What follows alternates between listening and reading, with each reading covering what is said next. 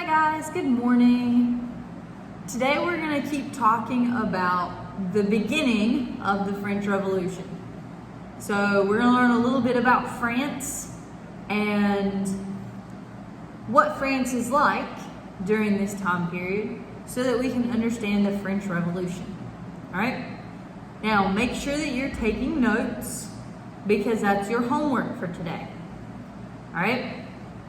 You need to be taking notes, one, because it's your homework, and two, because later we're going to take a quiz where you have to use your notes to answer questions. Alright? You need to be doing this, and I'm going to make you use them as often as possible until you all start taking them the way you're supposed to. Okay? So make sure that you're writing things down and sending me a picture when you're done. In case it's hard for you to read what's beside me, or in case maybe your video isn't loaded right and it's kind of blurry, I'm going to post this Google slide to our class so you'll be able to see it and click on it and look at the exact same thing that I have up beside me.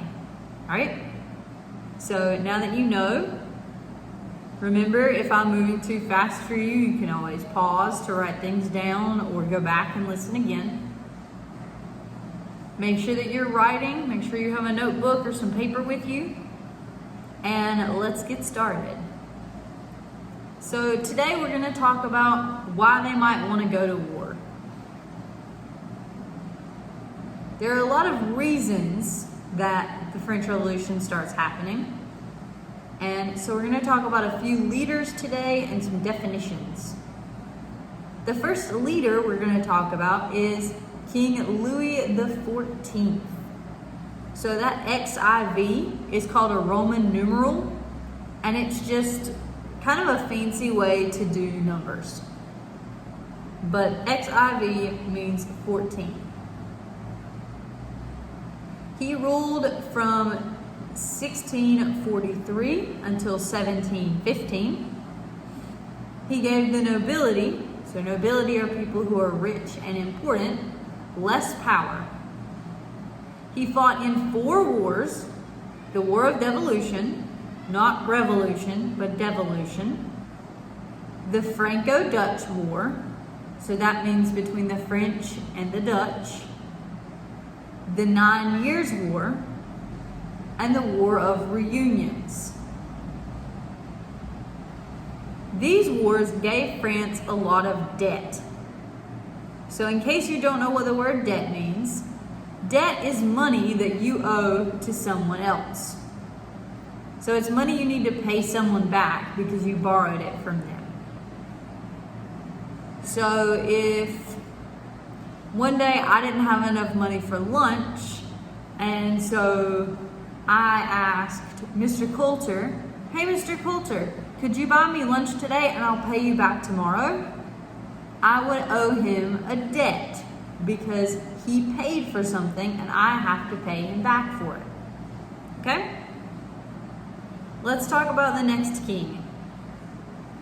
King Louis XV. So there were a lot of Louis, as you can tell. He fought a war in Europe, India, and North America. Because of this, France lost lots of their colonies to other countries. France is in debt and they're angry. So this is something you need to remember about France during this time. The people who live there are in debt, so they don't have any money, they're poor, and they're angry. So we've talked about colonies before because America was a colony, but in case you've forgotten what a colony is, colonies are a group of people from one country who move to a new place to claim it for their country and to live there. So 2 examples that I know you'll recognize. America was a colony of Great Britain. That's what we talked about last, remember? Spain had colonies here in Mexico. That's one I know you've heard about before. Right? So that's what a colony is. It's just when a group of people from one country go to another country and they claim land and say it belongs to their home country.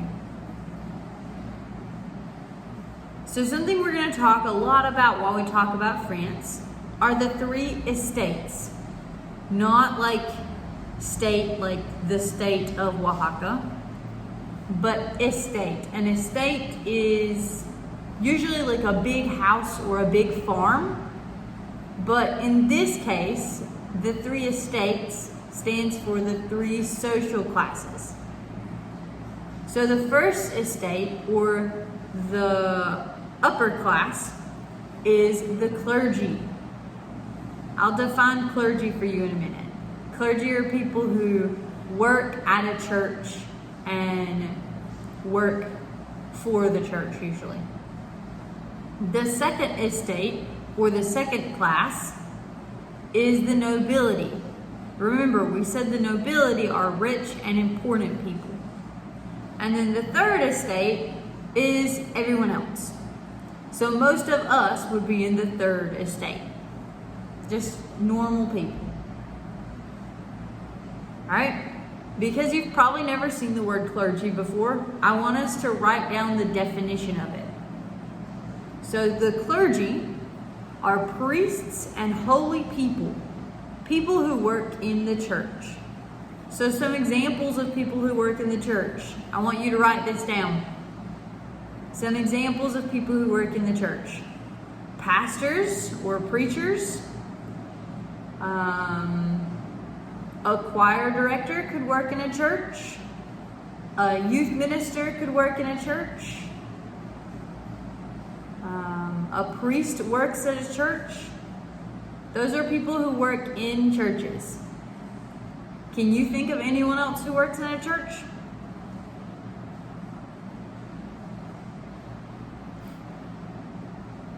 All right, the next word I want you to write down. Nobility. Nobility. So I've defined this twice in this video, but it's a word you've probably not seen a lot. So I want to make sure that you write it down.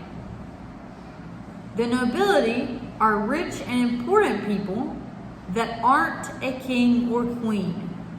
So these are people like lords and ladies and dukes and duchesses. We won't talk about them a lot right now, but the nobility are just people who are rich and important and live in nice fancy houses and have big fancy jobs, right? But they're not the king or the queen, so they're not the most important, but they're very important, okay?